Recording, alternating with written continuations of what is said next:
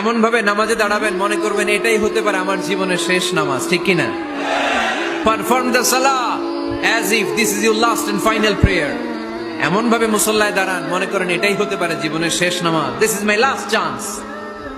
এখন বাজে 3:30।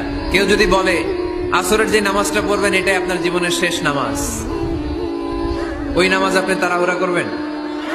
কথা বলেন। আরে কাঁদতে কাঁদতে আপনি শেষ।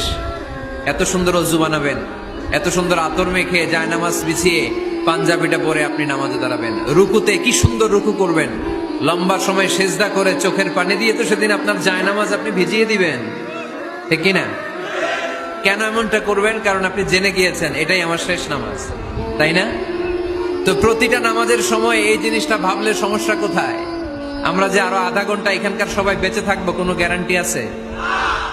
আরো 10 মিনিট হায়াত পাবো, গ্যারান্টি? 5 মিনিট, 2 মিনিট, শ্বাস যেটা নিলাম, ব্রেথ ইন করলাম, এটার ব্রেথ আউট করতে পারবো, কোনো গ্যারান্টি আছে? তো প্রতিটা সালাতের মুসল্লায় যখন দাঁড়াই এই চিন্তাটা আমাদের মাথায় আসে না কেন যে এটাই আমার শেষ নামাজ? সাল্লু সালাতান